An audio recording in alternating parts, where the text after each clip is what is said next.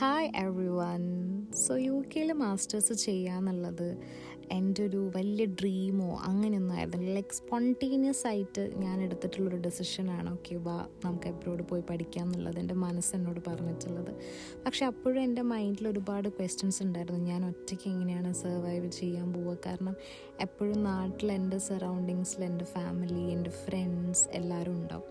പക്ഷെ അപ്പോൾ ഒറ്റയ്ക്കുള്ളൊരു ജീവിതം എങ്ങനെയായിരിക്കും എന്നുള്ള ടെൻഷനും അതേപോലെ തന്നെ എക്സൈറ്റഡും ആയിരുന്നു ഞാൻ. ആക്ച്വലി ഈ ഒരു സ്പെഷ്യൽ ക്ലിപ്പ് എടുക്കുന്ന സമയത്ത് ഞാൻ ഭയങ്കര ഇമോഷണലായിരുന്നു. കാരണം ഞാൻ പോകുന്നതിൻ്റെ തലേ ദിവസമായിരുന്നു ഈ ഒരു പർച്ചേസും കാര്യങ്ങളൊക്കെ. അപ്പോൾ ഭയങ്കര ടെൻസ്ഡ് ആയിരുന്നു. പക്ഷെ നമുക്ക് പുറത്തൊന്നും കാണിക്കാൻ പറ്റില്ലല്ലോ. സോ ഫേവറേറ്റ് ആയിട്ടുള്ള ഫുഡ് ഐറ്റംസ്, ഫേവറേറ്റ് ആയിട്ടുള്ള സ്പോർട്സ്, ആൾക്കാർ, ഇവരൊക്കെ മിസ്സ് ചെയ്യുമോ ഉള്ളൊരു ടെൻഷനും കാര്യങ്ങളൊക്കെ. ചില സമയത്ത് ലൈഫ് തന്നെ നമുക്ക് ചില ഡിറക്ഷൻസ് കാണിച്ചു തരുമെന്ന് പറയുന്നത് ഭയങ്കര സത്യമാണ്. അല്ലാണ്ട് ഞാൻ ഇത്രയും എൻ്റെ ഫാമിലി മെമ്പേഴ്സിനെ ഒന്നും വിട്ടിട്ട് ഞാനൊരു ജേണി ഒറ്റയ്ക്ക് അതും ഇത്ര ദൂരം ഞാൻ ഒരിക്കലും പോകേണ്ട ഒരാളല്ല. പക്ഷെ ഞാൻ ആക്ച്വലി ഏറ്റവും എൻജോയ് ചെയ്തിട്ടുള്ളത് സ്കൈനെ ഇങ്ങനെ കാണാൻ പറ്റുക എന്നുള്ളതാണ്. അപ്പോൾ ഞാൻ കുറച്ച് ഫോട്ടോസും കാര്യങ്ങളൊക്കെ എടുത്തിട്ടുണ്ടായിരുന്നു. ആൻഡ് ആ ജേണിയും കാര്യങ്ങളൊക്കെ ഈസി ആയിരുന്നു.